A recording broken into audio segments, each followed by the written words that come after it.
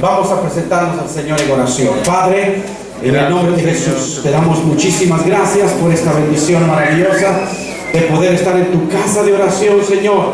Nos hemos reunido aquí, Señor, hemos sido convocados, Padre Celestial, para venir a adorarte, exaltarte, para venir a decirte, Señor, que te amamos, porque tú nos amaste primero, Señor, y venimos a decirte que te adoramos porque nos hiciste para alabanza de tu nombre, Señor. Estamos aquí con algunos propósitos, Señor. Uno de ellas es aprender más de ti, Señor.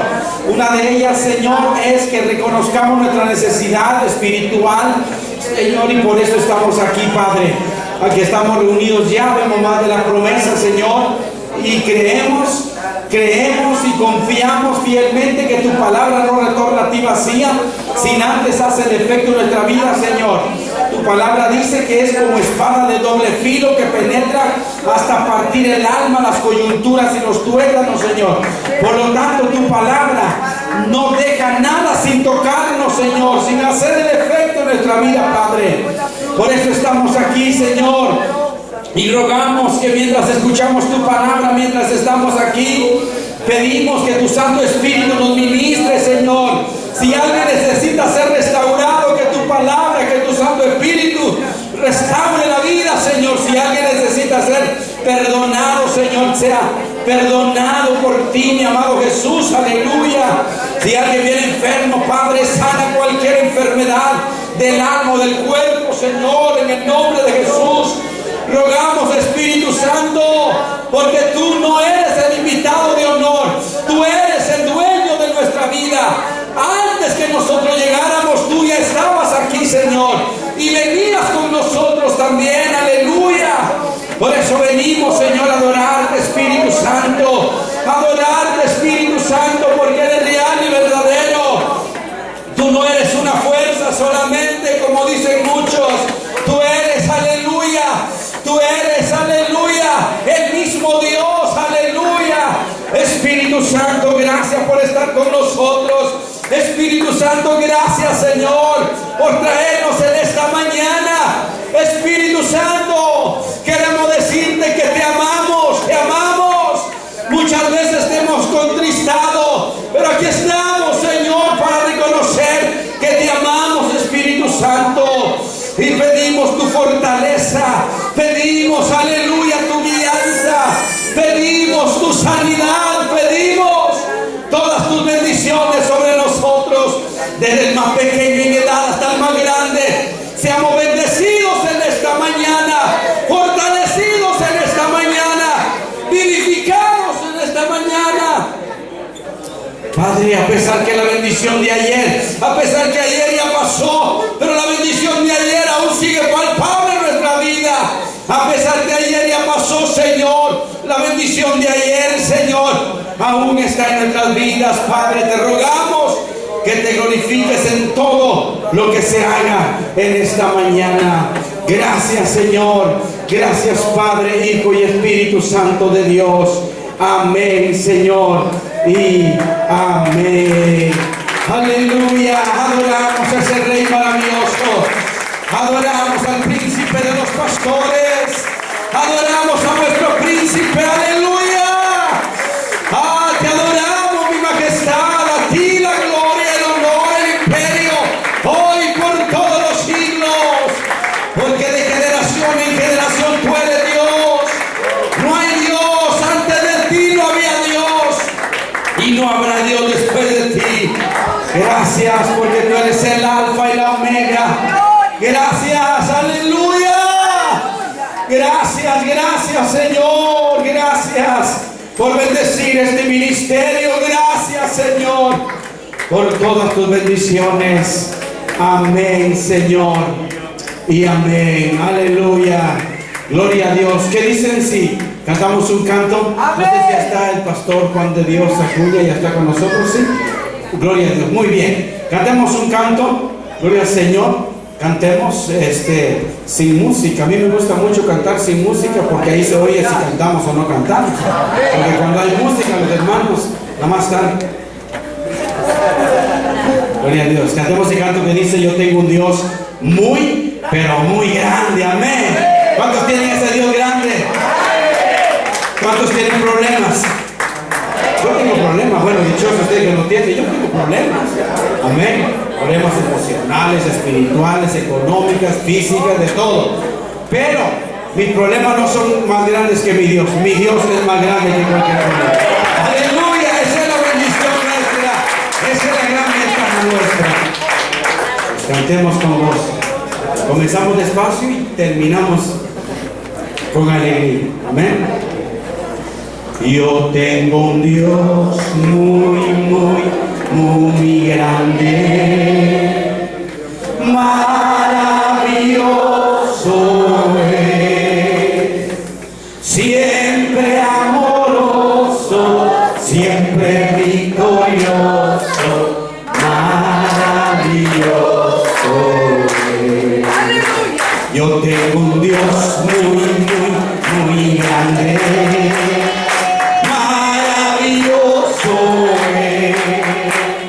siempre amoroso, siempre victorioso, maravilloso. Dígalo, yo le amo, Él me ama, yo le pido y Él me da. Yo le llamo, Él me responde, contesta mi petición. Yo le amo, dígalo, aleluya. Sí, Señor, Él me da. Yo le clamo, Él me responde, contesta mi petición. A su nombre, el Hijo de nuestro Dios.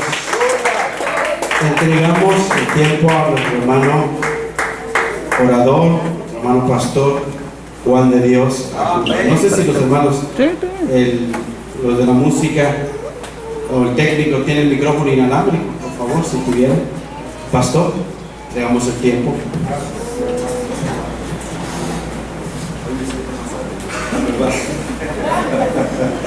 Dios nos continúe bendiciendo, hermanos.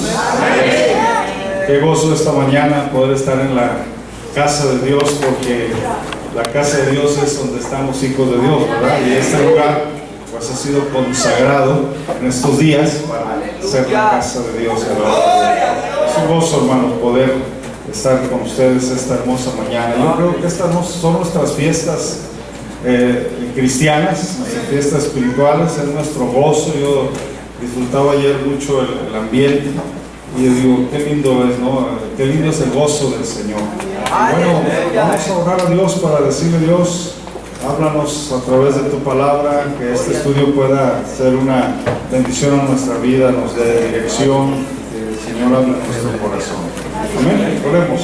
Padre, gracias por estos momentos tan especiales que nos permites estar en armonía, Señor, tu pueblo reunido, como tu palabra dice: mirad cuán bueno y cuán delicioso es habitar los hermanos juntos en armonía. Es como el buen óleo que desciende sobre la barba de Aarón, dice tu palabra, que baja hasta el borde de sus vestiduras como el rocío del infierno, porque allí envía Jehová bendición y vida eterna. Gracias por este tiempo tan especial, tan lindo. Señor, que tu palabra venga para ministrar nuestro espíritu, nuestra alma, nuestro ser completo. Gracias por el ministerio. Dios es amor, por esta reunión, porque es en estas reuniones que tú vienes para renovar fuerzas, para renovar la visión, para seguir adelante en la obra que tienes para nosotros. En el nombre de Jesús te lo pedimos y te damos a ti toda honra y toda gloria por Jesucristo. Amén.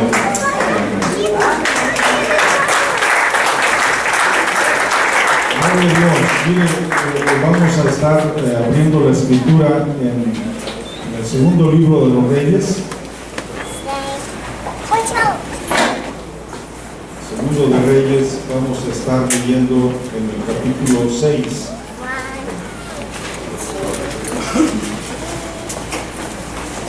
capítulo 6. Vamos a leer los primeros 7 versículos. Amén.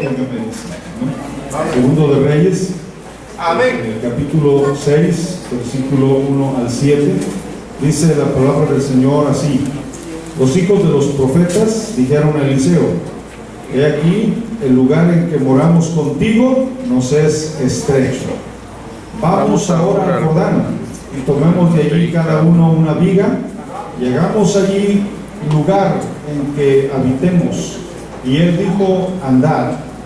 Y dijo uno: te rogamos que vengas con tus siervos. Y él respondió: yo iré. Se fue pues con ellos, y cuando llegaron al Jordán, cortaron la madera. Y aconteció que mientras uno derribaba un árbol, se le cayó el hacha en el agua, y gritó diciendo: ah, Señor mío, era prestada. El varón de Dios preguntó: ¿dónde cayó? Y él le mostró el lugar. Entonces cortó él un palo y lo echó allí e hizo flotar el hierro, y dijo: tómalo. Y él extendió la mano y la tomó. Pueden ocupar sus lugares, hermano. Gracias por este tiempo, ¿verdad?, en que podemos leer la palabra del Señor con respeto y reverencia en nuestro corazón. Y bueno, básicamente yo quisiera considerar en esta porción, en este pasaje, en sí, el tema que yo traigo para esta reflexión es afilando el hacha. Así le puse, ¿no? Afilando el hacha. Y les soy franco, es un tema que analicé porque hay un escritor llamado Stephen, ¿verdad? Este señor escribe un libro excelente que se llama Los 7 hábitos de las personas altamente efectivas. 7 hábitos de personas altamente efectivas. Es Stephen Covey. Y el hombre hace apenas unos años que falleció, ya de sus 80 años, algo así, y murió, no creo que porque había estado enfermo, sino cayó de su bicicleta, iba haciendo ejercicio y bueno, se accidentó y ya no se pudo levantar de ese golpe, ¿no? Pero sabe que este hombre tiene un libro que le recomiendo, ese libro es un libro no cristiano, pero el hombre es conocedor de la Biblia y cita la Biblia, se basa en eso. Lo que él hizo fue que hizo un estudio sobre el éxito, es decir, quiso analizar cómo se miraba, cómo es que se toma el éxito hoy y cómo es que el éxito se medía anteriormente. Entonces hizo un estudio de 200 años hacia atrás sobre el éxito, es decir, se fue prácticamente allá por los 700, 1700, 1800, y desde entonces empezó a ver cómo miraban el éxito en aquellos tiempos hacia atrás, ¿no? Y después hizo un análisis, después de la Segunda Guerra Mundial, cómo es que se mide el éxito actualmente. Y él encontró una diferencia diciendo que anteriormente el éxito tenía que ver mucho, se conocía más que todo como la cuestión del carácter.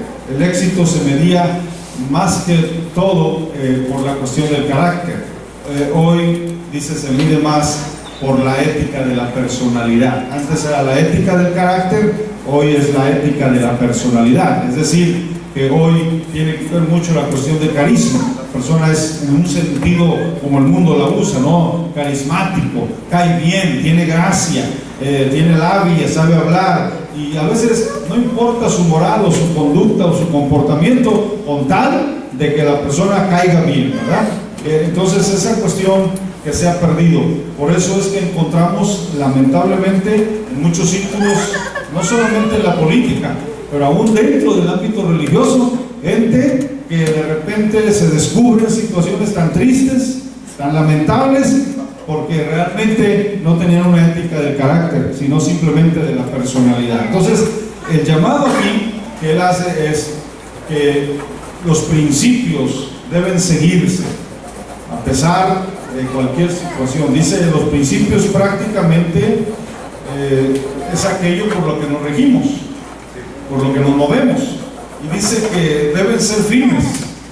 Y él pone una ilustración que yo recuerdo que quizás mencioné en alguna ocasión sobre un buque carguero que se dirige en alta mar en la noche y de repente ve una luz que está exactamente en su misma dirección. Entonces básicamente el capitán le dice, bueno, le dicen hay una luz que está exactamente en nuestra dirección. Entonces dice el capitán, de seguro que es un navío, por favor dígale que se mueva 20 grados o nudos que le llaman ellos hacia la derecha y para no tener una colisión. Y entonces el que va manejando manda un mensaje y les dice que se muevan 20 grados y de allá le contestan, pues amablemente le rogamos que ustedes sean los que se muevan 20 grados. Y empieza una discusión, ¿verdad? Por lo menos acordaron, el capitán toma el micrófono y por los autoparlantes empieza a hablarle con la autoridad. Yo soy un capitán, quién sabe con cuántas estrellas, le dijo en su uniforme, y le ordeno que se mueva 20 grados. Y ya le dijeron, capitán, con todo el respeto, nosotros somos el faro y le pedimos que por favor se mueva 20 grados. Entonces, si no se movía, ya saben lo que iba a pasar, ¿no? El faro no se mueve, está firme. Y dice, así son los principios, son firmes. Si usted se fija, por ejemplo, un caso que pudiéramos señalar aquí es, casi en países latinos no se observa, hoy se está viendo, pero ¿cuándo ha llevado un presidente, por ejemplo, en Latinoamérica, comencemos por ejemplo México, a la corte? No se ve. Sin embargo, este país se rige por una constitución y a veces aquí hemos encontrado presidentes que los han llevado a corte. Oh, pero tiene un rango, sí, pero el principio es el que manda y no importa el rango. Eso es importantísimo. Claro que lamentablemente hoy muchas cosas pasan por legales, aunque no son legales para Dios. ¿Me explico? Lamentablemente. Pero lo que sí deja ver es el principio. Y yo creo que la vida cristiana, pues se rige por principios. Dios me sacó esos 7 principios, que no voy a hablar de ellos ahora, solamente del último. El último se llama afilando la sierra, le llama él. Pero yo encontrando este pasaje dije, pues afilando el hacha, ¿verdad? Pero básicamente está hablando que cuando dice afilar el hacha, es un proceso indispensable de renovación integral. Proceso de renovación integral. Es indispensable. Este proceso de renovación prácticamente nos ayuda y nos condiciona para seguir funcionando con eficacia. Yo lo aplico a la vida. Y en este caso, pues al creyente, al cristiano, al ministerio, en el que si queremos seguir funcionando bien, queremos seguir trabajando y haciendo la obra que Dios nos mandó a hacer y hacerlo con eficacia. Y entonces por eso se necesita afilar el hacha. A eso se refiere. Detenernos, hacer un análisis, reflexionar en ella. Y sabe que este estudio empezó a nacer y ya prácticamente son unas 7 conferencias que llegué a elaborar en relación a esto de la riqueza que empecé a ver. No vamos a ver todo, pero quiero tratar cuando menos algunos de estos principios, algunos pasos, ¿verdad?, que nos ayudan precisamente a mantener nuestra vida en perspectiva, en condición, en análisis. Lo primero que yo diría, quiero destacar 3 cosas sobre el hacha. La primera es que el hacha era prestada. Ahí se fija que dice, Señor mío, y era prestada. Es lo primero que yo observo ahí. La segunda cosa que yo observo es que el hacha se perdió. Es el hacha perdida, ¿verdad? Cuando se cayó. Y entonces la tercera cosa es que el hacha fue restaurada, fue encontrada. Así que encontramos 3 cosas importantes que ahorita pues sí, vamos a ver si alcanza una más que tenemos que analizar. Pero la primera de ellas, cuando dice que el hacha era prestada, nos coloca a nosotros en una posición de mayordomos, mayordomía. Si lo aplicamos a la vida, decimos que la vida es prestada. De todos los que estamos aquí, tenemos la vida, pero la tenemos prestada. Dios nos ha prestado la vida y es algo que nosotros debiéramos comprender y mantener siempre en perspectiva, ¿verdad? La mayordomía es muy interesante, hermanos, porque la palabra mayordomo viene de una palabra oikonomía, que quiere decir el cuidado de una casa. Y un mayordomo es aquel que se le ha dejado el cuidado de toda una casa y que él va a responder por el cuidado de esa casa. No es el dueño, pero se le ha dejado todo como si fuera el dueño. Y prácticamente quien le ha dejado esa casa, pues le ha dado un sello de confianza para dejarle, no solamente está hablando en lo físico, para la misma familia y para los bienes, es la persona que está encargada. Y entonces, una de las cosas, dice Carlos Spurgeon, no hay cosa más digna de lástima que un mayordomo empiece a creer que es el dueño. Eso dice, no, es lo más triste y lamentable que puede pasar. Yo tuve la experiencia de conocer a una persona que él era mayordomo de una hacienda, de un rancho, de un pueblo por ahí cerca donde yo estaba pastoreando en México, y el hombre por años estuvo dando la apariencia de ser el dueño. Yo mismo, cuando yo lo conocí como dueño de una persona muy próspera. Y lamentablemente, él estaba viviendo una ilusión, que al último se descubrió todo el asunto y él no era el dueño de todo lo que él aparentaba y decía ser, sino que era simplemente el mayordomo. Ahora, el mayordomo es un siervo de categoría, porque es el que dirige a los demás siervos, es el que da órdenes a los demás siervos y les dice qué es lo que se debe hacer, cómo mantener todo en orden. Por ejemplo, si se va a sembrar, él es el que dice que se va a sembrar, ¿verdad? Es un siervo de categoría, pero sigue siendo siervo. Aleluya. Ese es el problema, ¿verdad? Que la persona, como está en una posición de ordenar, de dirigir, a veces puede confundirse en esa área.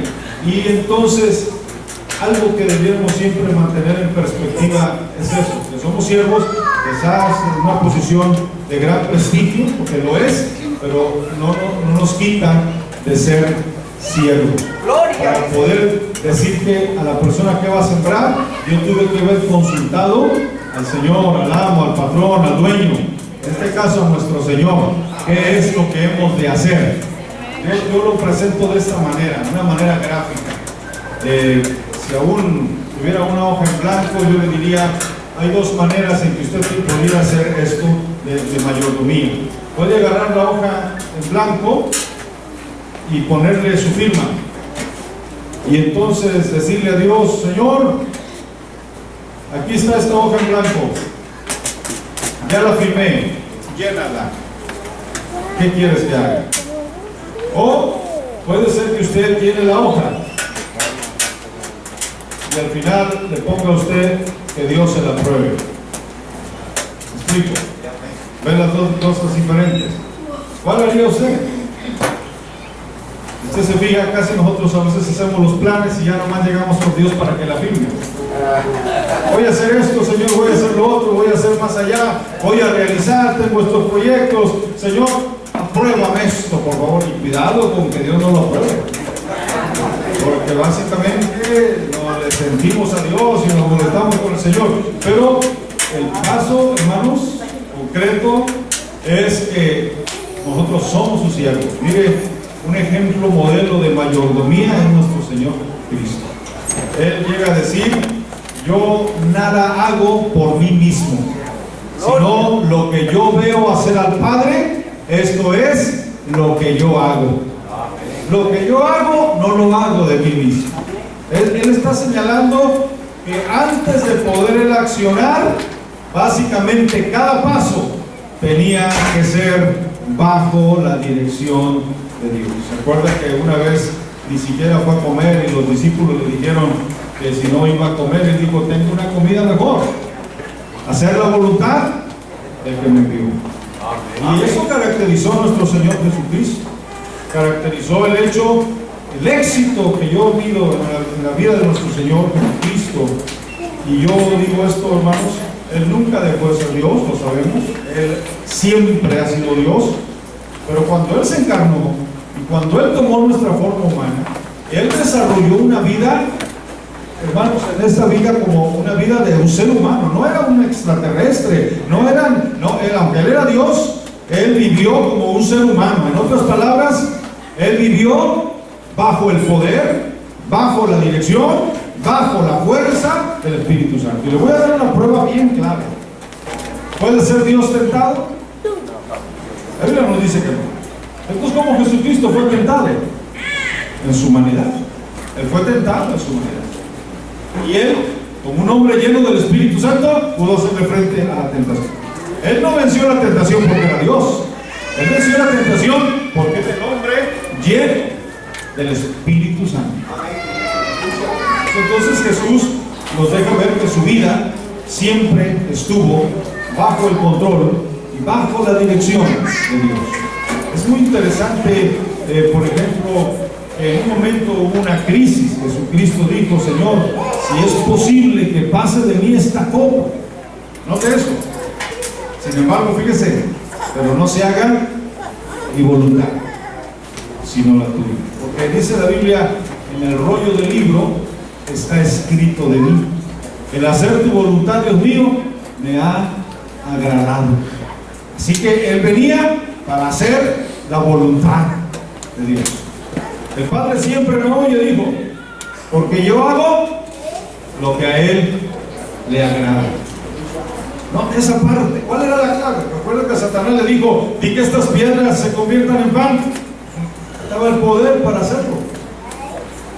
Pero él se dirigía no por nadie más, ni por las circunstancias, sino por la voluntad del Padre. Lo que yo veo hacer el Padre, eso es lo que yo hago. Él es prácticamente la dirección que tenía. Él venía para hacer la voluntad. Ahora, esto es bien interesante, hermano, porque nos presenta hablando de la mayordomía, de saber que algo nos es prestado. La vida, pero también los dones, los talentos, los ministerios, aún el lugar de trabajo, la iglesia que ministramos como pastores, o quizás el creyente que dirige bajo una dirección, un liderazgo. Es algo, note bien, no somos eternos, es un periodo de tiempo. Un día como Moisés se tendrá que dejar aquello y Dios tendrá un Josué por ahí. Elías terminará su periodo y Dios tendrá un Eliseo. Es un ministerio de relevo, pero qué importante es que nosotros no empecemos a creer que somos los dueños, que somos mayordomos, que es importante mantener esa perspectiva.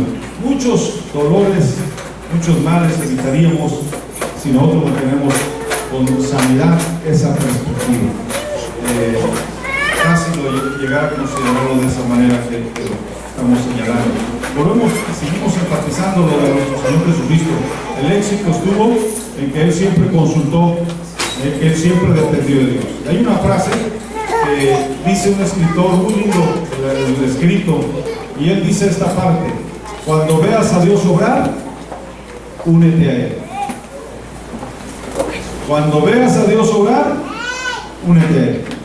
No al revés. Dios, apóyame. Dios, por favor, Dios, pon tu mano en esto que yo voy a hacer. No, es Dios el que dirige. La obra es de Él. Y yo voy a seguirlo. Cuando Dios está abriendo puertas, entonces veo que Dios está obrando. Entonces me uno a ese proyecto, a ese plan. Cuando creo que Dios está dando dirección a esto, puede ser que Dios está dando dirección poniéndole a usted un sentir muy fuerte, una inquietud, una pasión por algo. Y usted dice: bueno, ¿esto es mío, Señor, o viene de ti? ¿Es mío o es tuyo? Y es el caminar, que tengo que empezar a luchar ahí, en oración, en búsqueda. ¿Es tu dirección? Me quiero mover de lugar, me están ofreciendo un lugar mejor allá, me están dando la oportunidad de irme para atrás. ¿Eres tú, Señor, o soy yo? Y ahí se define. Pero el camino es: el mayordomo pregunta, espera respuesta. El mayordomo tiene que depender. Yo he creído esto, porque si hay una pregunta teológica que tiene sentido, y cuando digo esto me acuerdo, y perdonen, esto no está en el curso, pero me acuerdo mucho de algunas bromas teológicas, ¿no? Porque dijo alguien una vez, había en la misma ciudad un pastor calvinista y un pastor arminiano. y ellos convivían mucho, y el calvinista siempre le decía: no quiero que tú vayas a predicar en mi iglesia. Y nunca se había dado, pero al final lo convenció, le dijo: mire, por favor, acompáñame. Bueno, dijo: está bien. Ya cuando iban a caballo, porque eran aquellos tiempos que tenían sus mejores caballos, ¿no?, para ir a predicar como Wesley. El calvinista le dice: ya ves, hermano, que Dios tenía su soberana voluntad que tú este día tú fueras a predicar conmigo, recalcando el calvinismo, ¿eh? El otro le dice: sí, pero yo tomo la decisión de no irme. Esa regla. Así aquí está el arminiano, ¿verdad? Porque el arminiano enfatiza la voluntad del hombre y el calvinista la voluntad de la soberanía de Dios, aunque los dos son una combinación de la Biblia. Pero nomás lo menciono para decir que hay una pregunta teológica. ¿Tienen voluntad los ángeles? ¿Tienen voluntad los ángeles? Fíjense qué interesante, porque allá comenzó la rebelión, ¿se acuerdan? Hubo un ser angelical que empezó a decir: oye, espérame, aquí tenemos que ver, y empezaba, y dice que la tercera, ¿se acuerdan de la tercera parte, no? De ángeles, lo siguieron. Entonces, ¿tenían voluntad? ¿Tienen voluntad? Bueno, la tenían, dice alguien, pero la tienen hoy en día. Bueno, el asunto es que alguien pregunta, complicando las cosas, es: ¿y qué nos asegura que el día de mañana no haya otra rebelión allá? Que el día que estemos allá, pues empiece ya no un ángel, sino uno de los que llegamos allá, y empezó una revuelta, y empieza otra vez otros hijos. No. Yo creo personalmente que absolutamente no. Y digo por qué. Porque dice el texto, hablando de los que cayeron los ángeles, que no guardaron su dignidad. Pero está diciendo que ellos sí guardaron su dignidad. Ese momento de la rebelión, para mí fue una prueba, quizás como en el huerto del Edén. No puedo especificarlo porque no tenemos noción o base bíblica, pero de que hubo la rebelión, la hubo. Lo que quiero decirle es que esos ángeles que están allá decidieron entregarle su voluntad al Padre. Dios, aquí está nuestra voluntad, somos tuyos. Por eso el Padre nuestro dice: hágase tu voluntad en la tierra como se hace donde. Porque en el cielo la voluntad se hace sin cuestionar. Porque ellos entregaron su... ¿Y por qué creo que no fue una rebelión otra vez?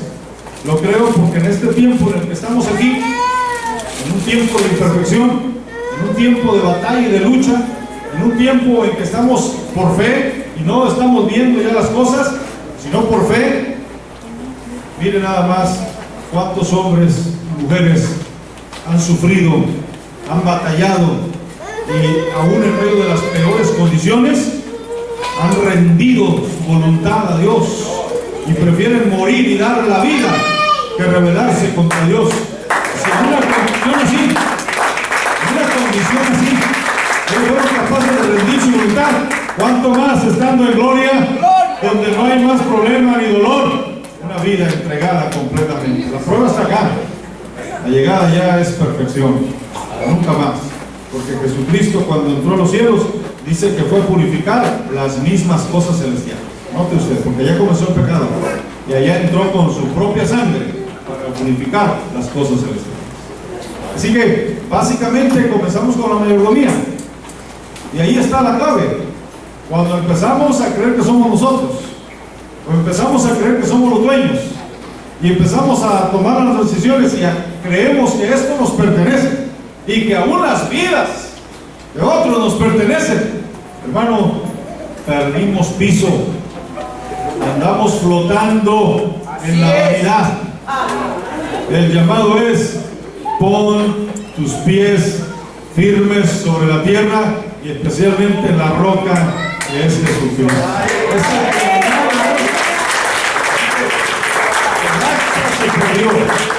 El hacha se perdió al siguiente punto, pero el primero era prestada. El asunto es muy interesante porque el hacha, realmente en el libro de Samuel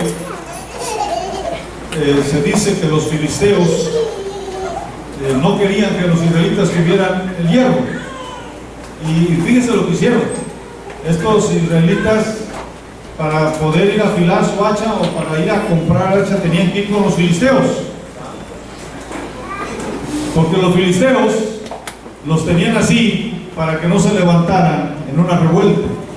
Así que si algo no tenían los israelitas en ese tiempo de Samuel, era el hierro, el hacha y otras cosas más. Dice que iban para afilar. Y dice cuánto le cobraban por afilar el hacha y el arado y los instrumentos de trabajo, pero especialmente el hacha, porque el hacha era un instrumento que podía servir para la batalla. Así que ellos los tenían así. Dígame si esto no tiene significado, pensar en que el enemigo sabe bien que si nuestra hacha deja de tener filo, nosotros vamos a darle risa al enemigo y vamos a hacer un espectáculo para él. Pero cuando el creyente tiene el hacha bien afilada, hace temblar el mismo infierno. Acuérdense de Pablo. Amén. Quiere decir, sabemos quién es Pablo, diciendo, sabemos quién es. El hombre era conocido en el mismo infierno. Y yo no dudo, y muchos de los que están aquí son conocidos en el mismo infierno, porque son hombres o mujeres de oración o de Dios. Hombres que saben depender de Dios. Ese es muy clave. Es clave del éxito, hermanos, en nuestra vida y en nuestro ministerio. El hecho de ubicarnos, de saber que nuestra vida le pertenece al Señor y que es de Dios. En ese aspecto me deja ver otra área también de bendición, que la hacha prestada era algo muy caro, según lo que se dice, era demasiado cara y la gente no lo podía tener. Esta era una escuela de profetas. Y este estudiante, este profeta, o que estaba ahí, alumno, estudiante de profetismo, no consiguió, no tenía un hacha propia, porque no le alcanzaba para eso. Así que era pobre. Casi por lo regular usted va a encontrar los profetas que eran pobres. ¿Se acuerda el caso de la mujer que fue a pedirle a Eliseo que le ayudara? Porque dijo, tu siervo, mi marido, es muerto. Y tú sabes que él era un hombre temeroso de Dios, un profeta. Y ha venido el acreedor. Note usted la condición. No era gente en la opulencia. Yo no estoy diciendo con ello que es pecado y que no estoy diciendo eso. Lo que quiero enfatizar es lo siguiente. Yo saco un principio muy espiritual ahí. Yo digo, lo que sí debemos tener es ser pobres en espíritu. No tanto estoy hablando de la pobreza material. Estoy hablando en este caso que el profeta en ese tiempo se caracterizaba mucho por eso. Y por eso es que no tenía ni para un hacha, pero su dependencia estaba en Dios. Y el pobre en espíritu quiere decir eso. Un pobre en espíritu, según la Biblia, cuando Jesús dice bienaventurados, ¿quiénes? Los pobres. No está hablando materialmente. Los pobres en espíritu. Y un pobre en espíritu es aquel que se declara en bancarrota espiritual. Es aquel que dice, soy un mendigo, porque la palabra pobre es la palabra tojos y la palabra fenes. La palabra tojos es un pobre que no tiene ni para un bocadillo de pan. El otro pobre es el que vive al día. Trabaja y saca nada más para lo de ese día. Se alimenta, si no trabaja, pues no come. Le trabaja solamente para el día. Pero el otro pobre es un mendigo. Es una persona que no tiene ni siquiera para un bocadillo de pan. Y cuando la Biblia utiliza la palabra pobre, cuando Jesús la cita, es la más fuerte. Es como decir, bienaventurados los mendigos espirituales. Eso quiere decir que tienen que depender absolutamente de la gracia de Dios para encontrar la salvación y el perdón de sus pecados, para encontrar la bendición de Dios. Esto quiere decir, yo no me gano el cielo, ni me gano las bendiciones, ni mis méritos han impresionado a Dios, ni hay algo en mí que ha impresionado a Dios como saliendo Dios. Estoy sorprendido, no hay tal cosa, soy un pobre y la mano de Dios es lo único que me sostiene. Yo tengo que arrojarme en la mano de Dios y decir, tú eres el único que me puedes proveer, que me puedes sostener, que me puedes bendecir, que me puedes dar.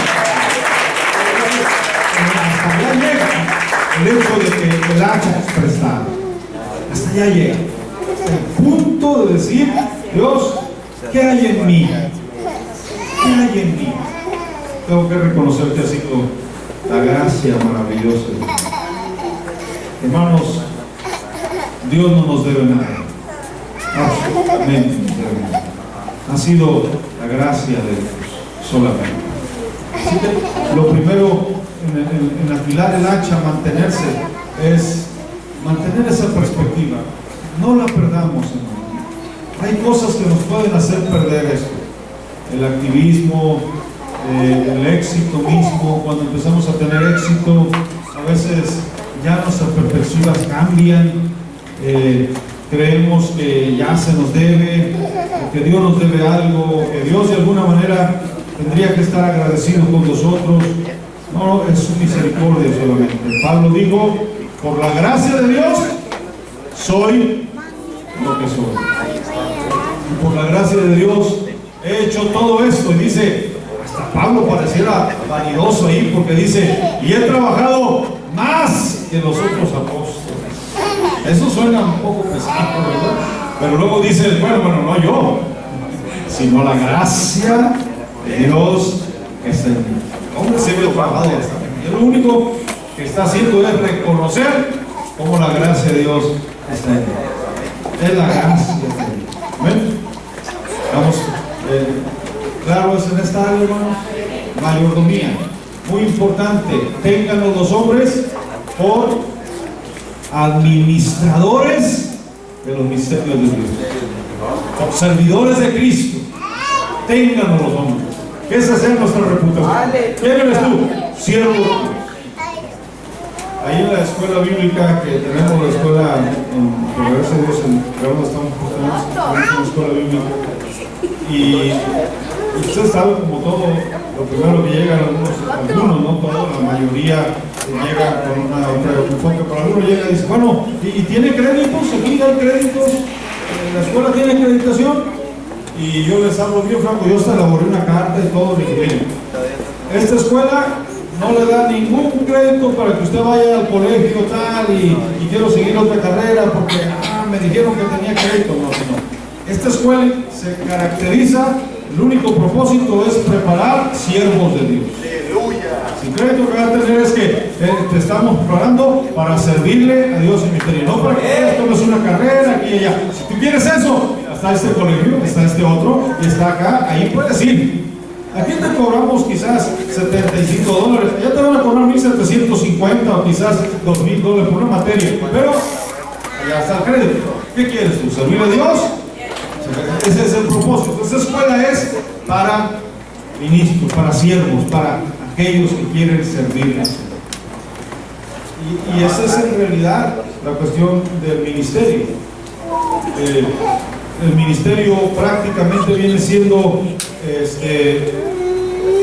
la manera en que Dios suple las necesidades de los demás a través, dice, de sus recursos divinos. Los ministros o los ministerios son los recursos divinos para suplir las necesidades humanas por medio de canales amorosos para la gloria de Dios. Note el enfoque que da esta empresa del ministerio. Son los recursos divinos. Dios, veamos así, somos recursos divinos, Dios en su gran soberanía. Pero dice, ¿para qué? Para suplir necesidades humanas. Hay una enfermedad, hay una situación, ¿y cómo es que Dios opera? A través de esos recursos divinos. Dice, por medio de canales amorosos. Esos canales amorosos, entramos usted y yo.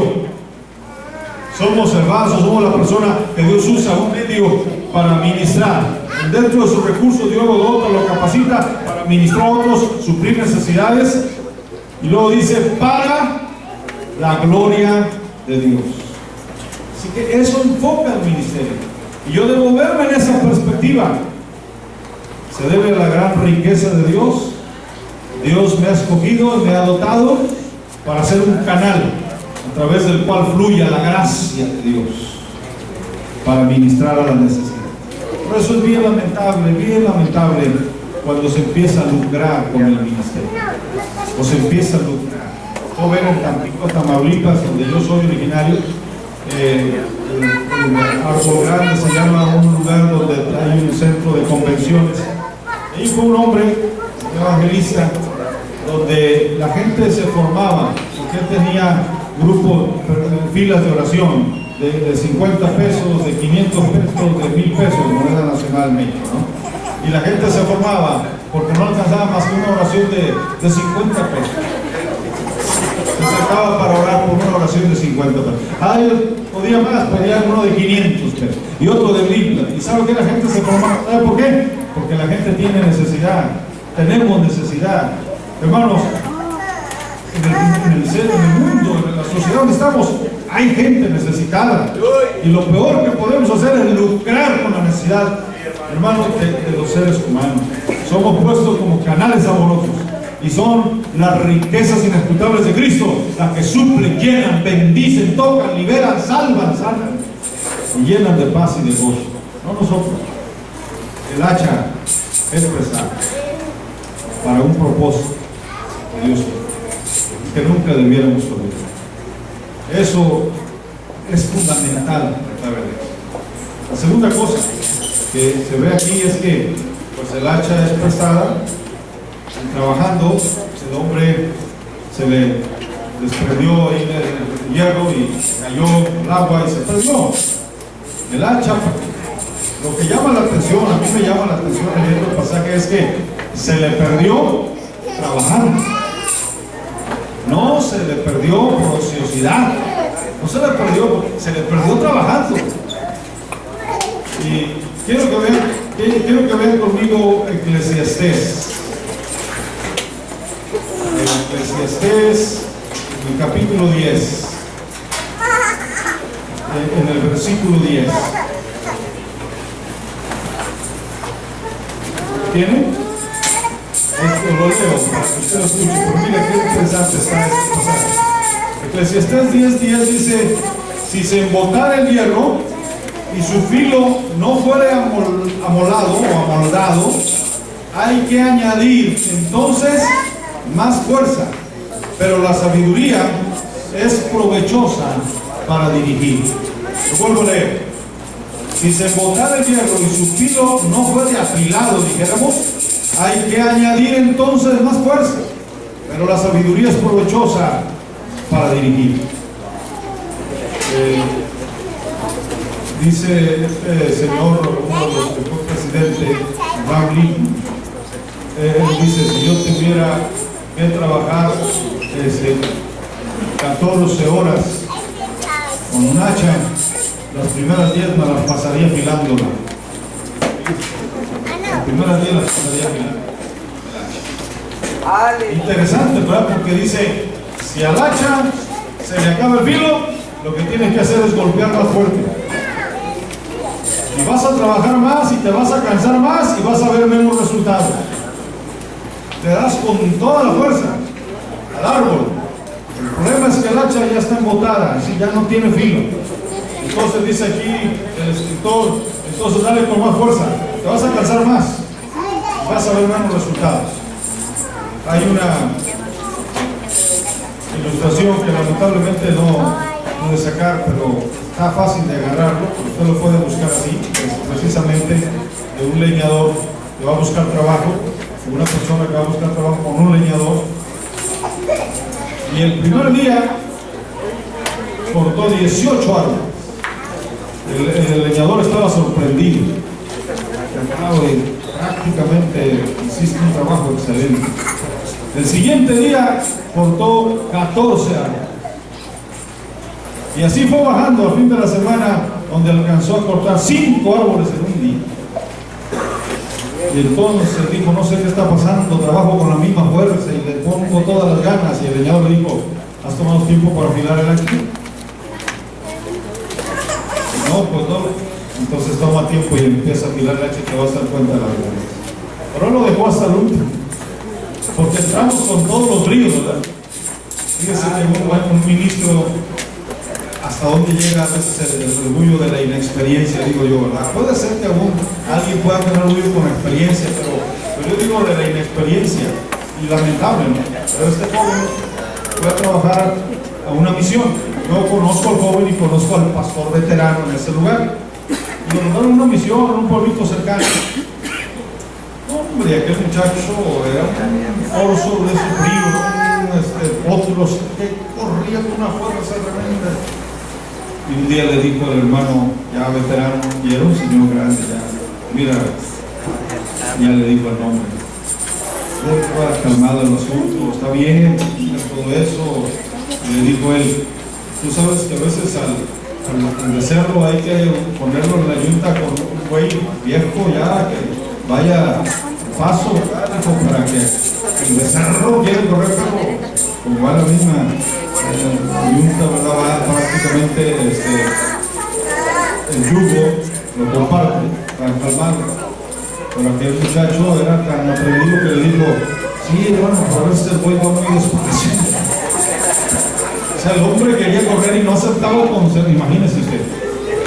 Qué tremendo, ¿verdad? Entonces, corremos y ir para allá. Entonces, queremos a este hombre que estaba cortando tantos árboles, pero no se detuvo. Prácticamente, ¿qué representa eso? Fíjese, eso representa la pérdida de nuestra pasión. La pérdida de nuestro primer amor. Llegamos a hacer las cosas por profesionalismo. El profesionalismo tiene sus pros y sus contras. En un sentido negativo, vamos a decirlo positivo, ser profesional es saber hacer las cosas. Un profesional es el que tiene conocimiento, es el que sabe cómo realizar lo que tiene que hacer. Es un profesional. Digamos que si se requiere de un técnico, un profesional le puede manejar la cuestión, quizás todo electrónico, de computación, sabe hacer las cosas. Yo me apena decir esta experiencia, pero en una ocasión se descompuso el sanitario de la casa, estábamos rentando nosotros en ese tiempo, y entonces resulta que yo me metí al plomero, y dije, bueno, voy a entrar aquí, ¿verdad? Este asunto se ve que es fácil, porque se veía que el sanitario se movía, me agarré a moverlo y ya como puse un poco de fuerza y total, se quedó un tornillo, dije, no, yo te lo voy a comprar, pero el tornillo que sale de abajo, ¿verdad? Llegó el dueño, que le hablé ya cuando vi que no podía, y dijo, no, señor, usted se metió en un problema, tiene que comprar toda la pieza. Me salió $300 en experiencia. $300. Pero vino un profesional y ya me dijo dónde estaba el problema y arregló la cosa. El profesionalismo o el profesional es correcto. Necesitamos gente que sepa hacer las cosas.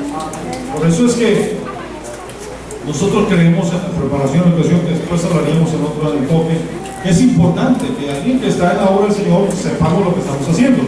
Pero por otro lado, el profesional o el profesionalismo es negativo, porque caemos en la rutina. Como ya lo sabemos hacer, ya no nos preocupamos tanto. Le dijeron a un maestro, ¿cuántos años tienes tú dando en clases? ¿Cuántos años tiene el maestro? No, yo tengo 20 años de experiencia.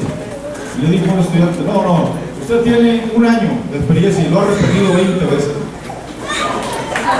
Tremendo, ¿verdad? Una respuesta que yo no esperaba, porque a veces, como ya aprendimos cómo hacer un sermón, usted lo prepara en 5 minutos, hombre. No, que 5 minutos, usted le da el púlpito y ya está predicando, porque ya sabe la mecánica de cómo hacerlo ahí. Ya ni siquiera una mirada al cielo, nada. Ya lo sabemos. Oiga, ¿qué están conmigo? ¿Verdad que nos vamos a confiar? El hacer esto, el orar por alguien, el ir a un... ¿Es algo que hacer? No lo sabemos, sí, lo sabemos. Oye, pues ¿cuántos años tienes? No tengo... No, hombre, comencé con 5 personas, hoy tengo 500, hoy tengo... Y caemos en un profesionalismo. Ese profesionalismo prácticamente habla que hemos perdido algo. Le voy a decir un caso de usted.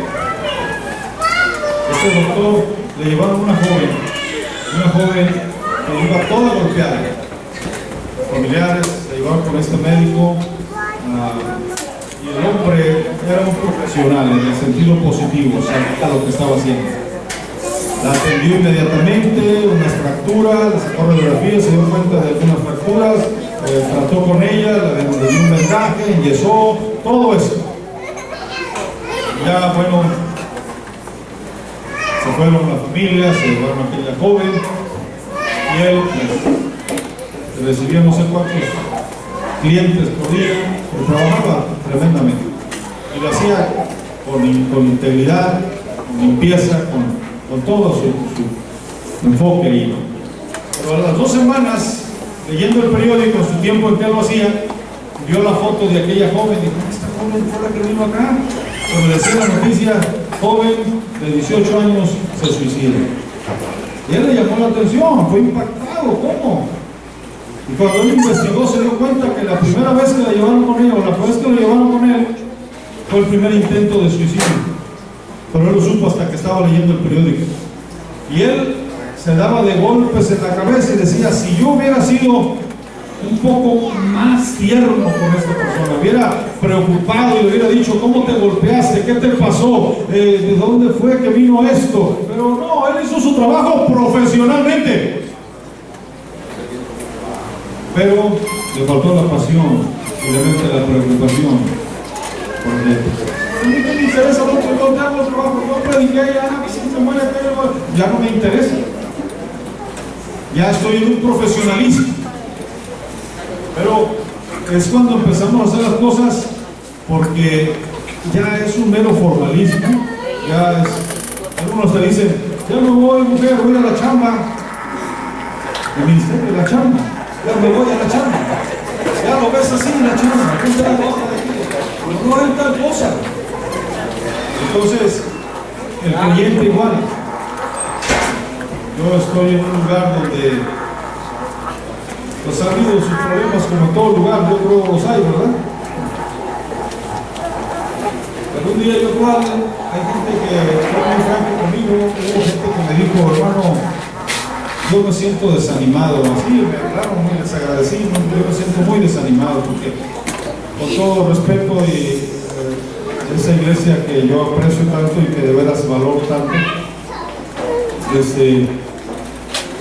sufrió 2 divisiones muy fuertes. Antes de que llegáramos ahí había pasado ya una situación así, pero aún así yo admiro la gente que ha luchado. Pero la gente se me acercó y me dijo: yo realmente me siento muy desanimado. Estaban ahí, pero me dijeron: vamos, de veras, con la energía muy baja, no me ponga, no quisiera, porque yo les invitaba: no, ¿por qué no se integran esto? No creo. Pero había otro que llegó y me dijo: mire, pastor, yo aquí tengo señoría, me dijo.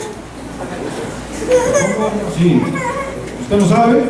Yo era de los allegados, del fundador aquí, yo era de las personas que realmente tengo más tiempo que todos estos. ¿Qué cree que me estaba diciendo control? Consúltenme, pídame permiso, porque a veces ya llegan a considerar que han caminado tanto que si, espérame, tú no puedes ni siquiera. Casi le pasaba como aquel hermano que estaba dando la clase de la escuela dominical, el pastor estaba ahí, pero había uno ahí que había tomado algo de griego y hebreo y pues, ya eran palabras mayores, ¿verdad? Y decía: bueno, esta palabra es muy importante, ¿verdad que sí, hermano? Sí. No, ya está acá, ¿verdad que sí, hermano? Y todo el hombre tenía que consultar. Qué pesado estar con alguien que tiene que estar diciendo: ¿verdad que sí, hermano? ¿Y verdad que sí? Porque el hombre lo había avergonzado ya varias veces. No, y aquí y allá. Oh, hermano, cuidado. Cuando caemos en la rutina, en un formalismo, ¿qué es lo que tenemos? ¿Qué significa eso? Indica que ya perdimos el verdor, la frescura, el gozo. Te voy a poner algo que le va a llegar al corazón, especialmente aquellos que están casados y los que andan noviando por ahí, ¿verdad? Pero, ¿se acuerda usted de recién casados o recién conocidos, enamorados? ¿Cómo era el trato y cómo era la relación? Dicen por ahí: carrito nuevo, ¿dónde te pondré? ¿Verdad? ¿Se acuerdan de eso? Carrito nuevo, ¿dónde te pondré? Ve usted allá una pareja, están bien juntitos, casi comiendo de las mismas palomitas. Y uno dice, mira, estos están recién casados, me lo aseguro. Y usted mira a otro que está en otro allá y el otro allá en otro extremo. Ya tiene sus años de casado, ¿no? Algo pasó ahí, no sé. Porque, claro, no, básicamente es el primer amor, no de defectos. Yo digo por eso la palabra novio, fíjese cómo si usted la deletea es novio. Cierra los ojos cuando andan de novios y los abren cuando están casados, ¿no? Ay, Dios mío, deben cerrarlos también y abrirlos, deben abrirlos y cerrarlos cuando ya están casados, ¿no? Esencialmente a todos nos llega a pasar, pero es un aspecto en que muchas veces el matrimonio están juntos ya nada más por una costumbre, por ahí hijos o por cuestiones, pero ya se acabó la llama, el amor. Y llega a pasar en muchas de las cosas que se dice, por ejemplo, lo que hacemos en un trabajo, en un ministerio, en un servicio, un maestro de escuela dominical, en cualquier área, tiene que estar ahí esa pasión, esa llama que nunca se debiera apagar. Dice un escritor, pasión, por ejemplo, si va a enseñar, pues por enseñar. El hermano Howard Hendricks, él menciona el caso de un evento que tuvo en una ciudad sobre educación cristiana.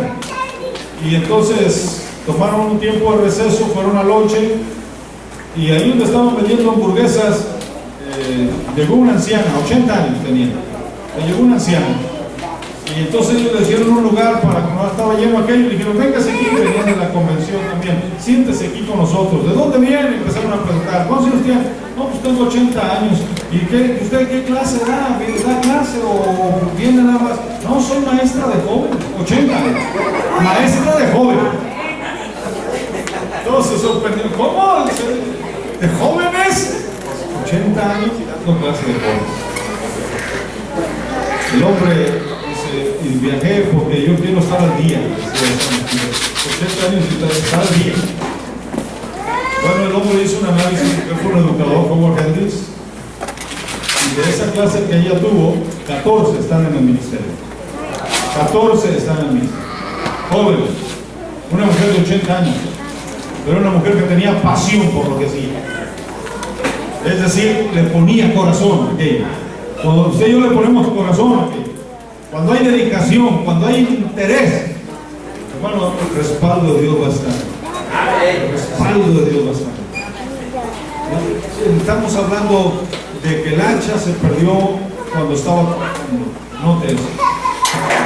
En realidad, quizás estaba golpeando más fuerte, ya no tenía filo, pensó que la fuerza o la experiencia y todo eso. Ahora hay cosas importantes.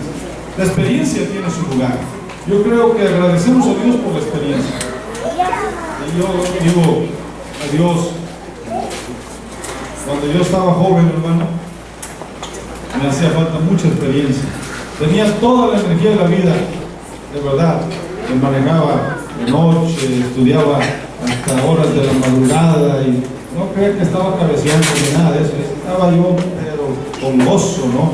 Dormía unas pocas horas y de veras así, cuando era necesario. Siempre fue que digo, pero era algo cuando tenía que estar así. Pero era una pasión siempre. No iba a estudiar, al tener que dar un estudio, estaba estudiando. Pero me faltaba experiencia. Hoy puedo decir que he adquirido un poco de experiencia. Pero cuando menos acuerdo ya estoy cabeceando, el libro se me cayó de las manos porque ya cabeceé.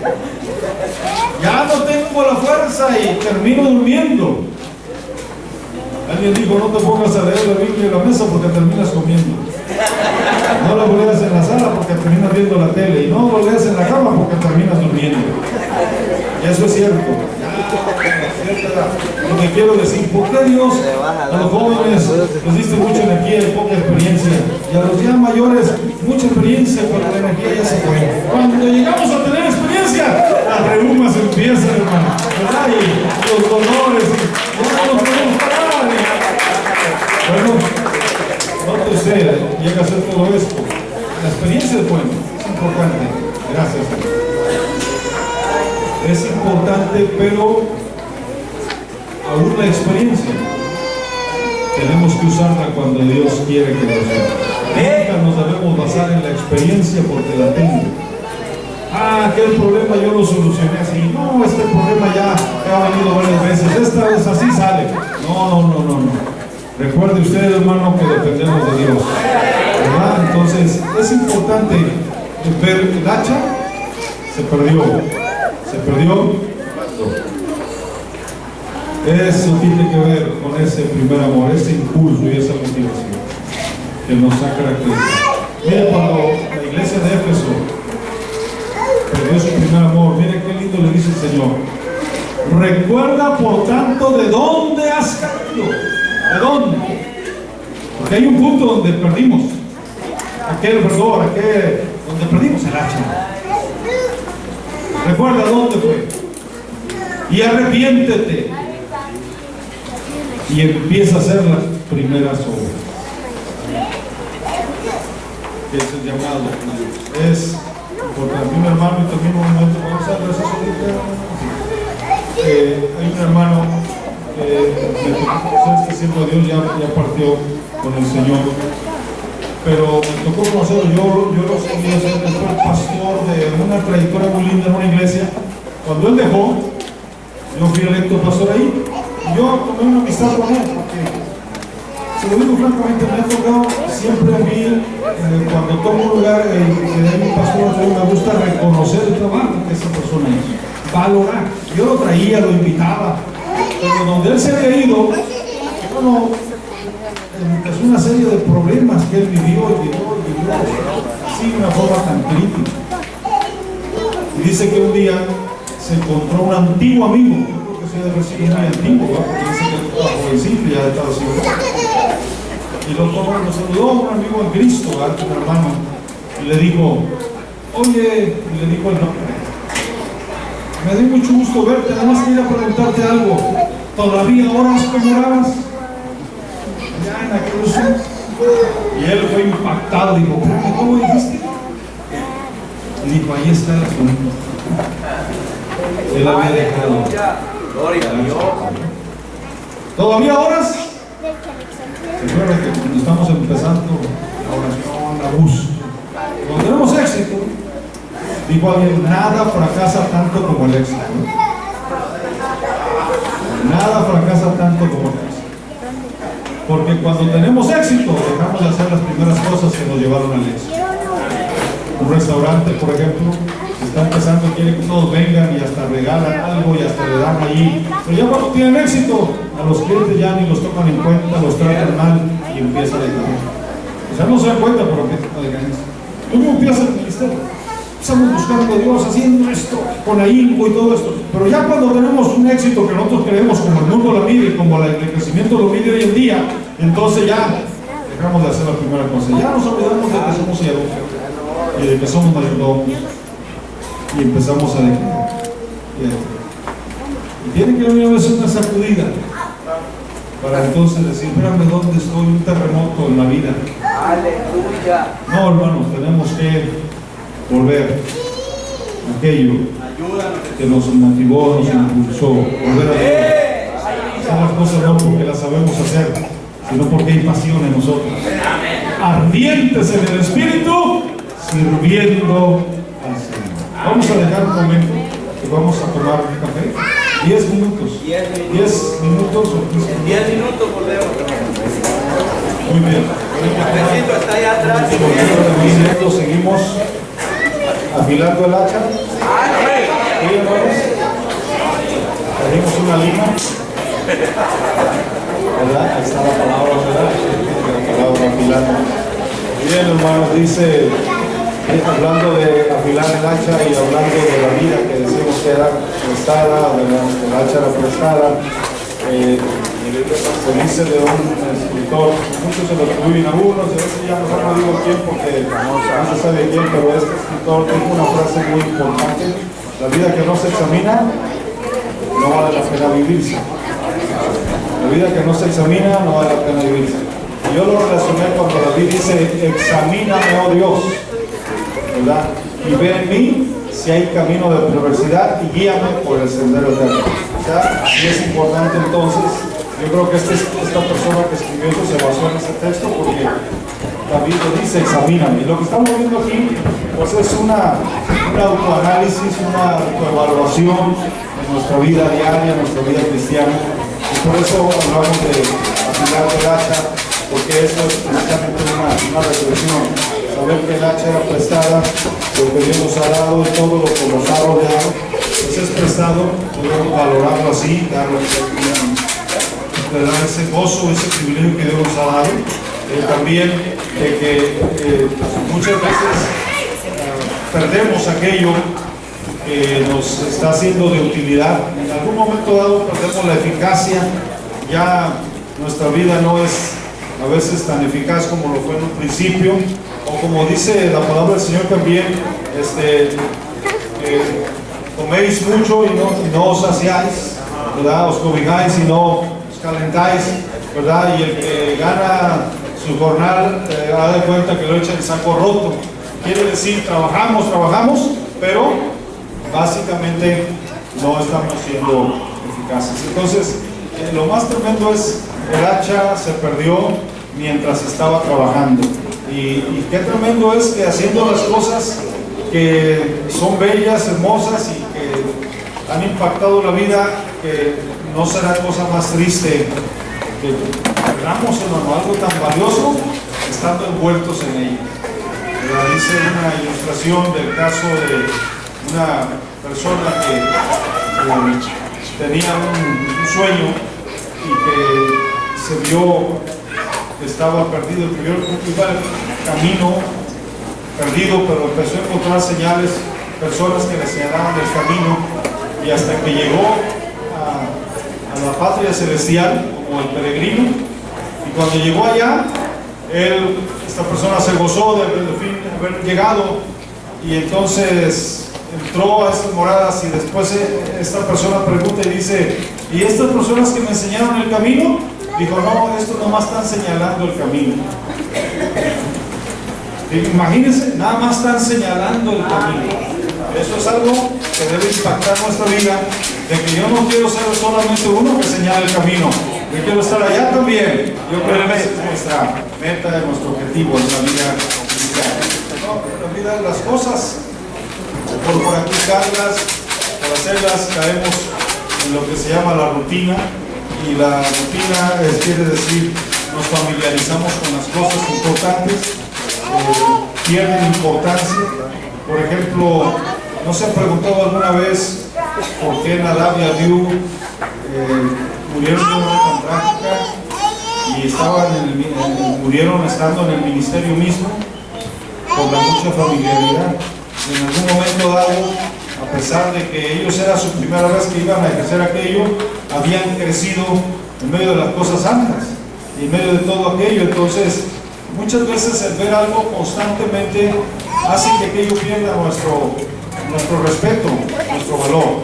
Esto puede pasar aún en la amistad, puede pasar en nuestro ministerio. ¿Cuántas veces, por ejemplo, aún en el matrimonio, nos familiarizamos tanto que llegamos a perder el respeto en la pareja o en la amistad? Pero mientras se mantenga el respeto y se dé lugar siempre a lo que se debe dar lugar, yo creo que se mantendrá pues esa armonía. Entonces Dios siempre debe ser reconocido como Dios, el dueño, el Señor, nuestro Señor, como el digno de adoración, y el ministerio como algo sagrado que Dios nos ha concedido para realizar, y lo debemos hacer con temor y con temblor para la gloria del Señor. Hemos visto entonces dos cosas. Hemos visto que el hacha era gastada y el hacha se perdió, y se perdió trabajando. Recuerdo lo que dice la mujer sunamita: no reparéis en que soy morena, porque el sol me miró. Los hijos de mi madre se airaron contra mí y me hicieron guardar las viñas, y la viña que era mía no guardé. No dice nada. Me hicieron guardar las viñas y la viña que era mía no guardé.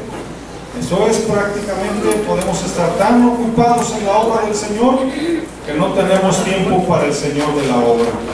Necesitamos prácticamente entender que tomar un tiempo para recobrar fuerzas, un tiempo para autoanalizarnos, un tiempo para reflexionar de cómo estamos haciendo las cosas, qué se ha perdido en ese caminar, el gozo que me motivó en un inicio. Todavía creo que Dios me tiene en ese lugar, es Dios que me llevó ahí, todavía creo que estoy haciendo las cosas que me interesan con entrega, estoy cumpliendo el propósito de Dios, realmente me motiva eso, o simplemente caemos en un conformismo, donde ya no avanzamos, porque ya nos sentimos bien, creemos que alcanzamos un ideal y nos detenemos ahí.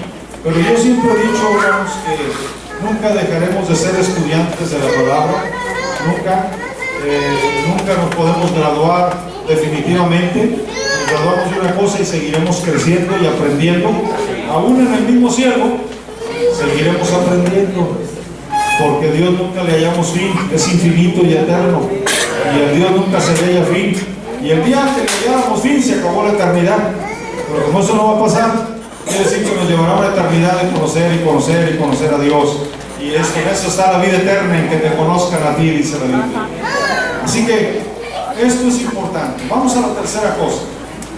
Vemos ahí que el hacha está entonces perdida, pero ahora encontramos que se recupera. Fue y gritó el hombre: ah, Señor, y era prestada, y el siervo de Dios fue. Miren qué interesante esto. Cuando Eliseo le dicen al principio de esta historia, le dicen: el lugar en que estamos morando es estrecho, vamos a otro lugar. Ese primer discípulo que le dijo eso, nada más pidió permiso para ir con el grupo, y él le dijo a él: adelante, anda. Pero hubo otro que dijo: ven con nosotros, y él dijo: yo iré. ¿Se fija la disposición de Eliseo? No lo invitaron: ven con nosotros, dijo: andar. Pero lo invitaron, dijo: yo voy, yo iré. O sea, el hombre no estaba, no se había dispuesto a ir, no porque no, quizá no estuviera interesado, pero fíjese la importancia de involucrar, en este caso, el aspecto central, Eliseo como profeta. ¿Sabe usted que el profetismo en el pueblo de Israel ocupó el lugar, casi puedo decir, preponderante dentro de los oficios? Porque cuando decayó el sacerdocio, Dios levantó al profeta para confrontar aún el sacerdocio. Mire, el profeta tenía 5 áreas que ministraba, que tocaba. El profeta, cuando había problemas, cuando el profeta reprendía, vamos a decir, al rey, eran problemas políticos, por lo regular. Recuérdese de Acaz, cuando él había consultado al rey de Asiria para que le ayudara. Dios envía a Isaías y le habla y le dice: guarda y repósate, no tengas temor. El hombre ya había consultado al rey de Asiria. Confrontación para los problemas políticos. Cuando reprende al sacerdote, hay problemas de culto. ¿Recuerda Jeremías, que fue reprendido a los mismos sacerdotes? Problemas de culto. Cuando reprende a la cuestión del pueblo, hay problemas sociales, problemas del pueblo mismo, ¿verdad? Hay injusticia, se ha desamparado al huérfano, a la viuda, o se ha extorsionado a ellos. Entonces el profeta llegaba y los reprendía. Y luego también está el profeta y la historia. Incursiona el profeta en la historia y habla de la escatología. Fue gracias a esas profecías que están ahí que nosotros sabemos del final. Prácticamente nosotros conocemos el final, y aunque hay momentos de valle de muerte por el que cruzamos, de crisis, usted conoce el final. Usted ya vio la película, ya le dijeron cómo va a terminar la película, pero la estamos viviendo, porque estos profetas eran portavoces de Dios, portavoces del Eterno, y aún estos profetas reprendían a los profetas falsos. Así que el profetismo era clave. Importante que, por ejemplo, se reconoció: vamos a ir a trabajar, es cierto, pero qué importante es que tú estés con nosotros. No queremos ir solos. Representativos del Eterno mismo. Hablando, decir, hacer la obra sin el respaldo de Dios es prácticamente echar en saco roto, es hacerlo sin eficacia. Es lo que Moisés le dijo: si tu presencia no va a ir con nosotros, no nos saques de este lugar. Que lo esencial es que Dios esté en el asunto. Hace años, muchos años, y digo esto y me apena, ¿no? Pero es algo que es un testimonio y que lo guardo siempre como una experiencia. Pero hace años, estando en México, yo me moví de un lugar a otro sin consultar a Dios. No consulté a Dios en moverme, simplemente tenía yo un afán de continuar en un estudio, etc. Y luego alguien más, una persona muy apreciada también, me dijo, no, pero mira que acá y que el otro, y me empezó a decir, era una ciudad, yo estaba en un pueblo rural y estábamos muy contentos y a gusto ahí, pero nos movimos. Apenas nos movimos, supe yo que estaba afuera. Ustedes saben, usted y yo sabemos, porque tenemos el Espíritu de Dios, que apenas nosotros estamos saliendo, nos estamos haciendo algo, ya tenemos el testimonio del Espíritu Santo. No lo hagas, o mira, piénsalo. Mire, cuando haya duda, mejor deténgase un momento y no tome decisiones bajo el desánimo, porque todas decisiones bajo el desánimo son negativas. Total, me moví. Cuando llegué a ese lugar, sentí el vacío en mi corazón. Y aquí está mi esposa, que es testigo de que como yo luché en eso. Yo llegué al punto, hermanos, por 9 meses, de que era tan difícil subir al púlpito para predicar. Porque haga de cuenta que aquello estaba seco. No había el fluir, hermano. El fluir que espera, que el mover, no lo había. Y yo anhelaba a veces que pasaran visitantes o tener un visitante para predicar. Eso es el acabose, ¿no? Por eso me apena, pero pasó 9 meses en mi ministerio. Hasta que en una actividad ministerial Dios me ministró. Había un grupo para evangelistas, un seminario, y yo no era evangelista ni tampoco evangelista, pero me fui. Y Dios me ministró ahí. Sabe que cuando yo llegué ahí, estaba en el altar, y lo que Dios me ministró ahí fue por qué relación hay en esto. Cuando yo estaba pasando un momento, yo le dije a mi esposa, mira, vamos a trabajar en esta obra, en esta iglesia. Vamos a trabajar, pero no vamos a apasionarnos con esta iglesia. Usted sabe, cuando usted se involucra en la obra y se apasiona, y si usted llega a dejar, duele. Le voy a decir por qué. Bueno, ¿por qué nos duele tanto a partir de un ser querido o cuando nos alejamos de algo que amamos?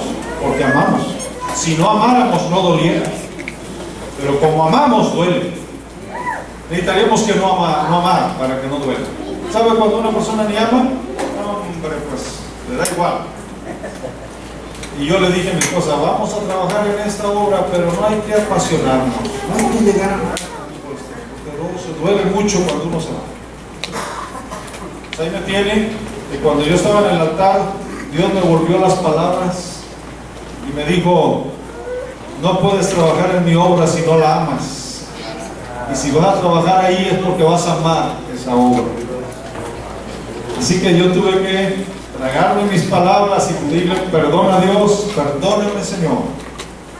Y le dije a mi esposa cuando llegué, ¿sabes qué? Hay que amar esta obra, aunque nos duela cuando nos tengamos que ir, si Dios nos lleva a otro lado.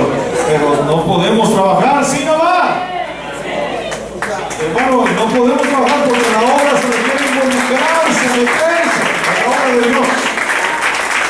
Entonces, ese mismo domingo, primer domingo que prediqué con una frescura del Espíritu, mire, hermano, no, Dios me está viendo que llegó una pareja que se invitó a la iglesia, y cuando este hombre llegó, a mí me sorprendió porque levantó las manos, entró por la puerta así, entró, y yo dije, pues hermano, ¿qué traes? No, era hermano, el Señor lo tocó. En el momento que entró, lo tocó y se fue al altar, y fue la primer pareja o grupo de almas que nos dio después de 9 meses que Dios tocó ahí. ¿Se fija cuando usted ama? Cuando usted ama la obra y cuando usted se involucra, hay pasión, hay rutina, hay profesionalismo. Se ama lo que Dios ama. Gloria a Dios. Se ama lo que Dios ama. como aquel hombre que trataba muy mal a su esposa, la trataba demasiado mal, y no hay un punto bueno que la trate tampoco mal, no hay cosa que se puede decir un aspecto, era bastante tirano con ella, pero estaba en la iglesia, era cristiano entre comillas, y un día orando a Dios le dijo: Señor, porque le insistía a Dios, yo quiero servirte, Señor, yo quiero trabajar en tu obra, Padre, concédeme ser pastor. Y dice que Dios le habló y le dijo: si no cuidas bien a tu esposa, ¿tú crees que yo te voy a confiar la mía?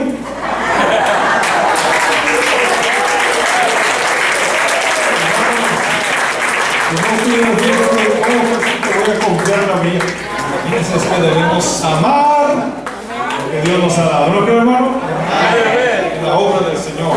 Pero ahora viene el momento de restaurar, el momento de restauración. A mí me llama la atención un punto ahí, en el caso precisamente de Eliseo, que cuando el hombre clamó, Eliseo fue y le preguntó: ¿dónde cayó?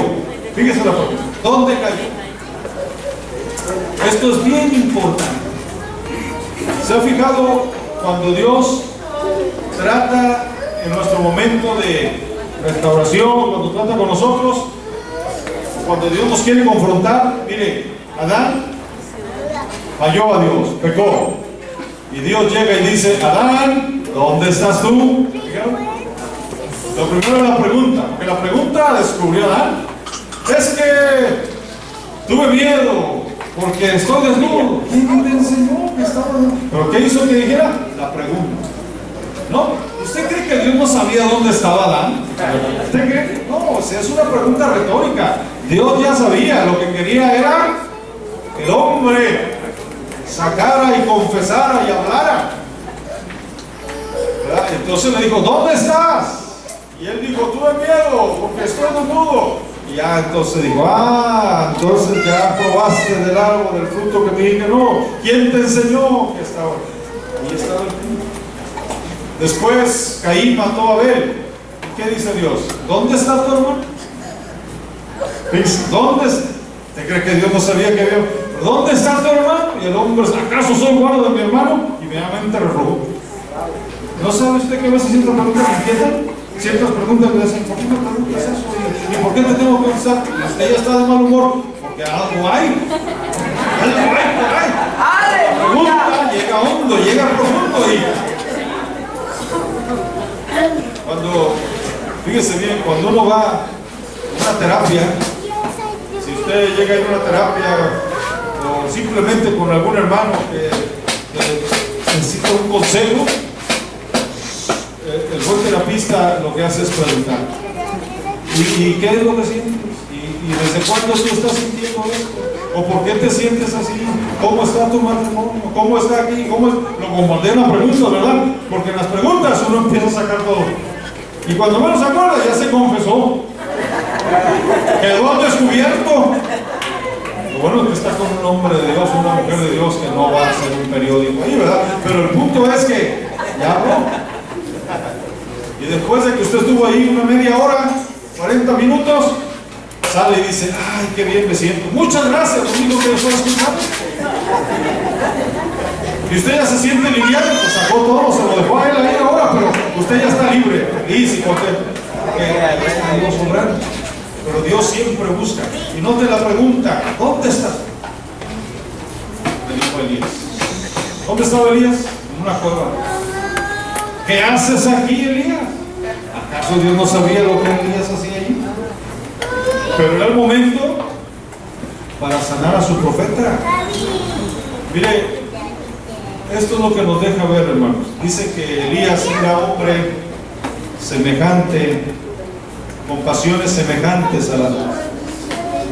Ahí lo ve, está hablando de la experiencia de Elías. Mire qué experiencia. El hombre vio descender fuego del cielo. Vio la gloria de Dios. Yo le pregunto: ¿usted ha visto la mano de Dios? ¿Ha visto la gloria de Dios?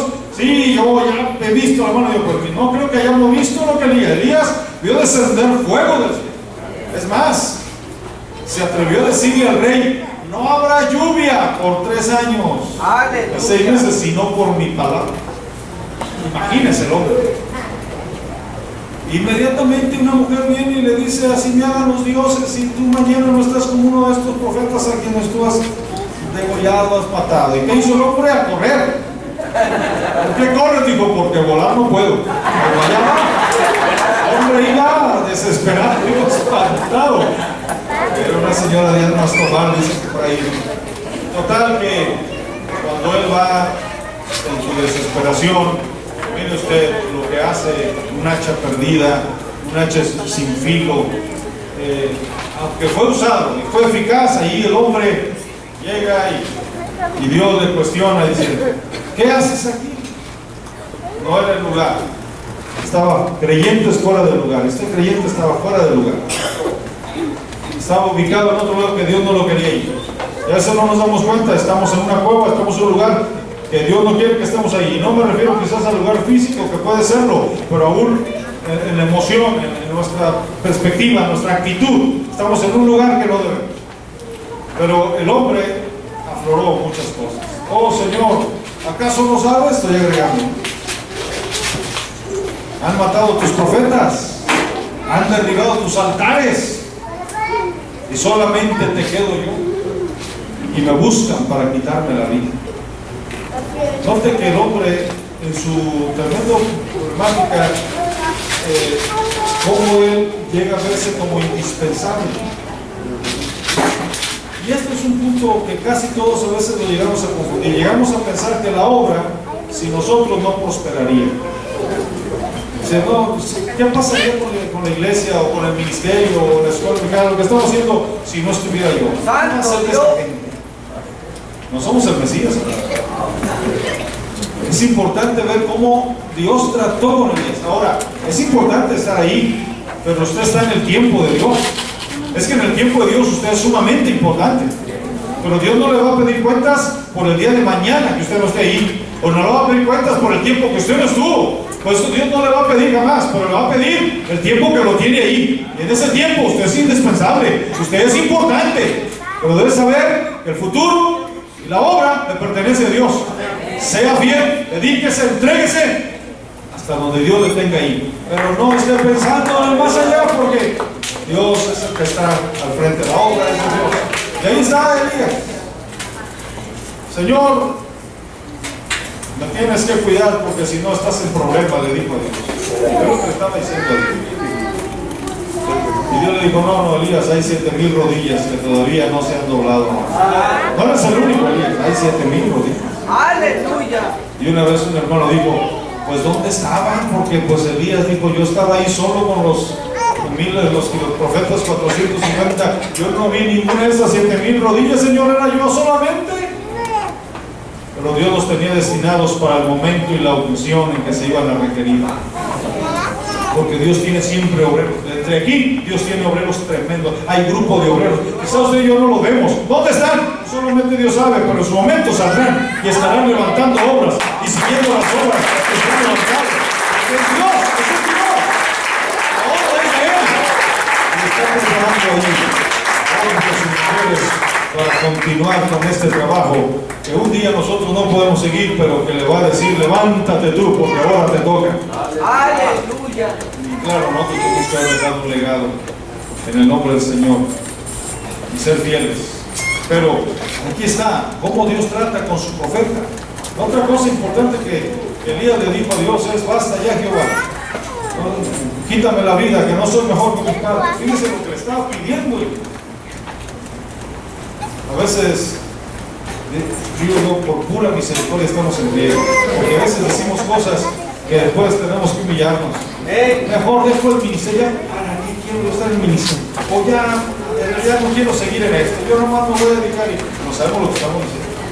Cuando Dios empieza a tomar cartas en el asunto y dice: de veras, déjame empezar a preparar otro. Señor, por favor, ten misericordia, ¿no? El punto es que a veces proclamamos algo bajo el desánimo, pero el punto es qué forma tan especial en que Dios vino a restaurar, que vino a restaurarle. Y luego pienso en Pedro también. Pedro se fue a pescar. Note usted también, el Señor le dijo que fueron a Galilea, como que el Señor, ellos se desesperaron. voy a pescar. Dijo, nosotros nos vamos contigo. Y se fueron. Estando pescando, no pescaron nada en toda la noche. Dice un autor, que tiene un tema muy lindo que se llama pescar sin licencia, que Dios nos enseñó a pescar. Digo que los pararon en Galilea, no que se fueron a pescar. Pescar sin licencia. ¿Cuántas veces pescamos sin licencia nosotros? Andamos allá donde Dios nos metió en aguas desconocidas. Andamos allá navegando y todo aquello vacío. ¿Qué andas haciendo acá? ¿Quién te envió? Nos enviamos nosotros solos, ¿verdad? Usted sabe que el fundador de los Aaronitas fue y se bautizó solo, ¿no? Fue y se bautizó solo. Y así comenzó, lee la historia, y él se bautizó solo. Qué tremendo, ¿no? A veces andamos por nuestro rumbo, cuidado. Bueno, lo cierto es que Pedro, usted sabe cómo Dios llega. Siempre veo la grande misericordia de Dios. Dios siempre va a ir detrás de nosotros, porque nos ama. Y llegó hasta donde estaba Pedro, que estaban los demás. Y le empezó a tratar: hijitos, ¿tenés algo de comer? Y bueno, empezó a trabajar. Fíjese que Juan fue el que reconoció que era el Señor. Le dijo a Pedro: es el Señor. Pero ¿cómo es que Pedro no lo reconoció? O sea, a veces hay problemas más pronunciados unos que otros, y cada persona es diferente. Yo digo esto: antes, con los signarios, el 20 de los signarios de gloria, ya casi yo hacía llamado al altar. La gente estaba tocando. Hoy les dejo que es todo binario. Y la gente se dijo: ¿qué está pasando aquí, verdad? Eso pasa, ya los signarios ya no. No estoy diciendo que los años de hoy o si los de no. Lo único que quiero decir es cómo la gente era tan sensible. Hoy tenemos gente que quizás ha estudiado más, o quizás ha ido y requiere más. Pero yo sigo creyendo que el poder de Dios sigue obrando. Gloria a Dios. Pedro estaba, yo te digo, lo voy a pescar, como que él estaba todavía muy metido y luego frustrado de que toda la noche no pescó. Y no entiende que es el Señor hasta que fue al revés. Cuando ya viene, pasa y usted sabe, llegó y el Señor enseguida, después de eso, habló con Pedro. Y no te las preguntas: Pedro, ¿me amas más que esto? ¿Cómo el Señor empezó a tratar la frustración de Pedro? Con preguntas. Pero luego le dice: ¿me amas más que estos? Que Dios le volvió las palabras, ¿verdad? Que le dijo: aunque todos te dejaren, Señor, yo aquí voy a estar contigo hasta la muerte, si bien necesario. Y luego ya ve lo que pasó, le dejó, y el Señor viene y le dice: ¿me amas más que esto? Como que alguien dice: Dios no está haciendo por él inusualmente ahí al hombre, sacarle, como decir, sabe bien que le negó, y decir: a ver, ¿me amas? No, lo que quiere es acabar con esa frustración de Pedro. Pero para acabar hay que sacarlo. Hay que sacarlo. Dice: no sé que algunos, habiendo guardado por ahí alguna raíz de amargura, es aquello que crece. Y el Señor lo que no quiere, duele. Pero donde duele es que hay vida. Mi hija trabajó en un hospital y dice: cuando llegaba un paciente herido, le tocaban, y a veces el paciente gritaba de dolor.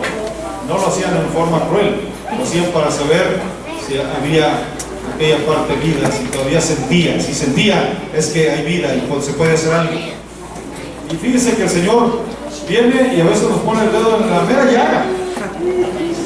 ¿Me amas más que esto?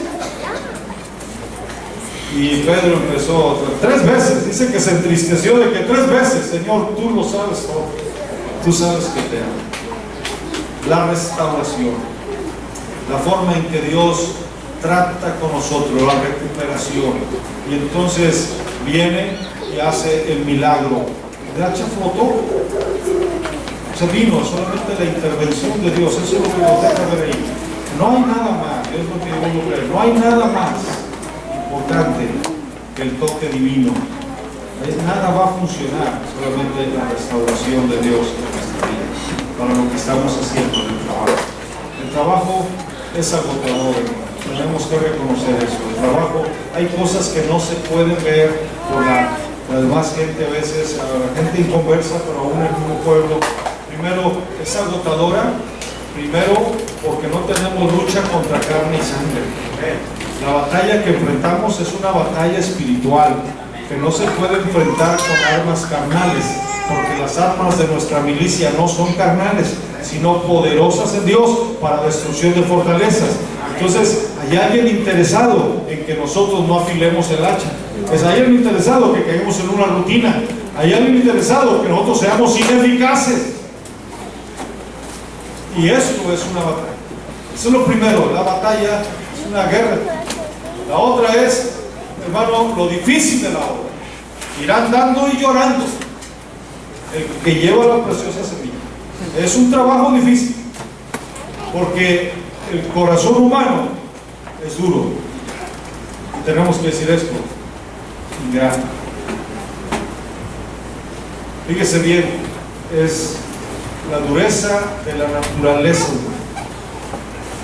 ¿Cuántas veces sin misericordia la gente puede clavar un puñal en el corazón del siervo, de la sierva, o de aquella persona que ministra, sin darse cuenta que está siendo usado? Fíjese que hay un caso de mucho tiempo atrás, hermano, un siervo de Dios que fue conocido como la polvorita. No sé si ustedes han oído hablar de alguna vez en México. El hermano Antonio Sánchez fue un predicador, los primer evangelista en México de la Asamblea de Dios, y el hombre estuvo pasando un tiempo de crisis en Ciudad Madero, Tamaulipas, donde él fue pastor, y un día no tenían para comer, y ella, su esposa y sus hijos, y ellos estaban orando porque confiaban en Dios.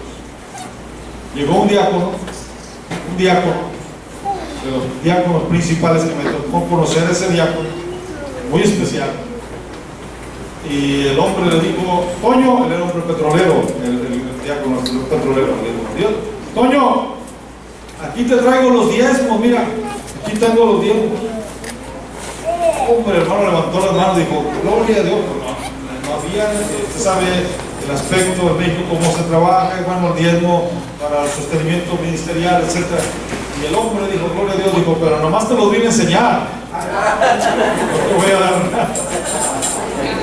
El hombre se dice que brincó sobre él para reprenderlo, y el hombre corrió. ¿Qué le pasó ese día? Oiga, ya ser así, porque si mira, es algo tremendo, ¿verdad? De alguna manera estaba molesto, algo que quiso ofender al hombre. Y el hombre dijo, a nadie le vamos a abrir. Cerró el cuartito que era todo, recámara, cocina, todo, y sala, se encerraron. Tenía 3 o 4 muchachos ahí, sus hijos, se pusieron a orar, dijo, a nadie le vamos a abrir. Y estaban orando cuando dice que su hijo mayor vio una canasta. Papi, mira, una canasta forradita, venía esta forradita llena de víveres.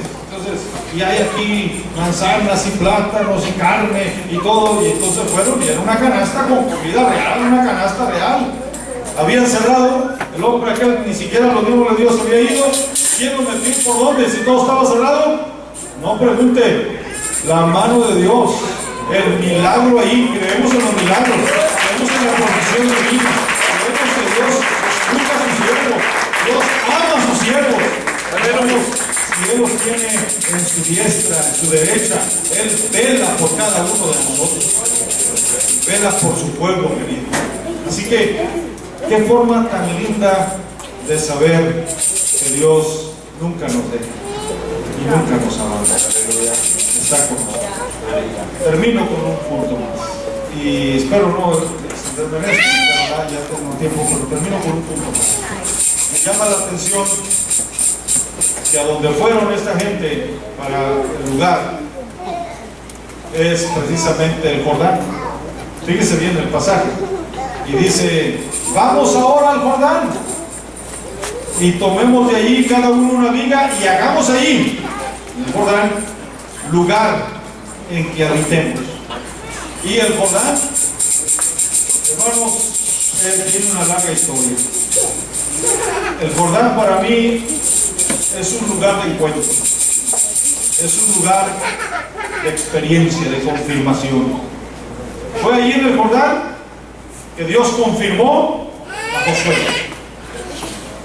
¿Se acuerda que le dijo: hoy te voy a engrandecer, Josué, delante de todo el pueblo? Y este pueblo sabrá que como estuve con Moisés, estaré contigo. Aleluya. Solamente esfuérzate. Cuando pasaron, dice que el Jordán se abrió. Con Moisés se abrió el mar, con Josué se abrió el Jordán. ¿Quién lo abrió? Dios. Diciéndole: así como le abrí el mar, Moisés bajo su liderazgo, estoy abriendo el Jordán bajo tu liderazgo. Porque como estuve con él, estoy contigo. ¿Qué dijeron los ancianos? Ahora sabemos que Dios está contigo. Ahora, quiere decir que no creían. Ahora saben que Dios está contigo. Y como obedecimos a Moisés, lo tenían en la mira, le vamos a obedecer a ti. Qué tremendo es cuando Pablo le dice a Timoteo también: ninguno tenga en poco tu juventud, pero sea ejemplo de los creyentes. En otras palabras, Timoteo, la manera de acabar con la crítica es vivir delante de Dios con integridad, de tal manera que vas a callar las críticas con tu forma de vivir. Importante que llegó a este punto. Por ahí estaba el Jordán siendo una confirmación para Josué.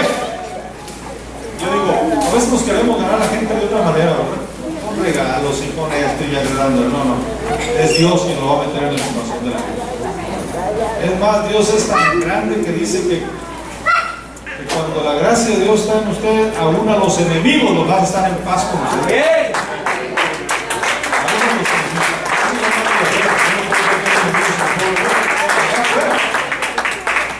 La otra cosa es que en el Jordán también Eliseo recibe la confirmación. Cuando cayó el manto y regresó, ¿qué hizo Eliseo? Golpeó las aguas del Jordán. Dijo: ¿dónde está el Dios de Elías? Y el Jordán se abrió. Esa doble porción había caído. La confirmación. Fue en el Jordán donde un hombre que no conocía a Dios se le hizo poca cosa, porque lo mandaron a bañarse en el Jordán. Y dijo: ¿qué acaso los ríos de mi tierra, Farbán y el otro río, no son mejores? Estas aguas son revoltosas. Tienes que bajarte a lo revoltoso, porque si no, no hay salida. Fíjense cómo el hombre esperaba. Era un hombre de orgullo, porque dijo: yo esperaba que el profeta saliera y levantara sus manos, invocara a Dios, y orara por mí y yo sanaría. Quería todos los honores. Y el hombre ni siquiera salió. Dile que se meta 7 veces. Aleluya. ¿Cómo Dios conoce? Dios nos llega por los demás, ¿verdad? El hombre se sintió en su orgullo herido. No quería. Prefería el orgullo, prefería la lepra que quebrar su orgullo. Fíjense nada más que tremendo. Pues ahí está, ya sabe que de alguna manera los siervos ahí le dijeron y fue. Y se metió 7 veces. Y en la 7ª su piel estaba sana como la de un niño. Ahí en el Jordán. Ahí en el Jordán, Jesucristo se identificó con nosotros. Santo. Véalo formado en esa lista, en esa línea de pecadores para ser bautizado por Juan. Un bautismo de arrepentimiento, donde las personas confesaban sus pecados. Ahí está Jesús formado. Cuando llega ante Juan, Juan mismo se sorprende y le dice: Señor, yo necesito ser bautizado por ti, porque yo sí tengo de qué confesar. Pero tú, dijo él, deja que así se cumpla, que se cumpla la escritura, que así se haga. No es porque Jesús tuviera pecados, es porque se estaba identificando con una raza de pecadores para salvarlos. No es el pecado lo que lo mancha a él, es su santidad que limpia el pecado de toda la raza humana. Él es Cristo ahí en el Jordán, es bautizado, se identifica y es confirmado en el Espíritu Santo. Y le di, prácticamente se oye la voz que dice: este es mi hijo amado en quien tengo contentamiento. A él oí, ahí en el Jordán. Y es ahí en el Jordán, amado, donde Dios vendrá para darte ese ánimo, esa confirmación para decirte, estoy contigo, no te dejaré y no te desampararé. Ahora es Dios, pero necesitamos afilar el hacha. A veces estamos tan quizás desenfocados, pero este es un llamado para reflexionar y decir, he dejado de tomar un tiempo para buscar a Dios. He dejado quizás de buscar el rostro de Dios. Yo le quiero invitar en esta hora. Y quisiera estar en un momento. Vamos a decir a Dios, no sé cuál sea el punto en el que Dios esté tratando su vida. Dios está tratando con usted en algún área. Dios quiere tratar. Este es el momento que usted le diga a Dios, aquí estoy. Quizás he dejado de afilar el hacha. He dejado quizás estos principios, no lo sepa. Hoy vengo aquí. Quiero hacerlo, levante su mano, cierre sus ojos, adore a Dios. Padre, venimos delante de ti en el nombre precioso de Jesús. Gracias por estos momentos tan lindos, porque tú estás aquí. Esto es lo que lo hace hermoso, porque tu presencia está aquí, porque tú eres real. En esta hora, Señor, aquí está un puñado de hombres y mujeres. Estamos delante de ti como el hacha, pero necesitamos ser afilados, porque queremos ser eficaces en tu obra. Queremos tener eficiencia en lo que estamos haciendo, pero necesitamos el toque, Señor, aleluya, de tu presencia, de tu Espíritu. Renueva nuestra fe, renueva nuestras fuerzas, nuestra energía. Dios, no se trata de golpear más fuerte, sino de trabajar con inteligencia y sabiduría, la sabiduría que viene de ti. En el nombre de Jesús, bendice a estos siervos y siervas de Santa Lucía, a estos varones y estas mujeres. Ruego que tu Espíritu Santo levante el ánimo al que quizás por alguna situación venía con su ánimo decaído, pueda sentir un rejuvenecimiento, restauración, renovación. Hay sentido, Señor, de lo que hacemos para ti. En el nombre de Jesús, alabe a Dios. Dele gracias a Dios. Confiese que Dios está contigo y que Dios, aleluya, no lo dejará en una situación que sea Dios está contigo. En el nombre de Jesús. Tu palabra dice, Señor, porque a mis ojos fuiste de gran estima, fuiste honorable y yo te amé. No temáis, manada pequeña, porque a vuestro Padre os ha placido daros el reino. Y yo les doy vida eterna, y no perecerán para siempre, y nadie los arrebatará de mi mano. Mi Padre que me las dio es mayor que todos, y nadie las puede arrebatar de las manos de mi Padre. No temas, porque yo estoy contigo, dice el Señor. Dios les bendiga, mi hermano, que Dios les guarde. Den un aplauso, Señor.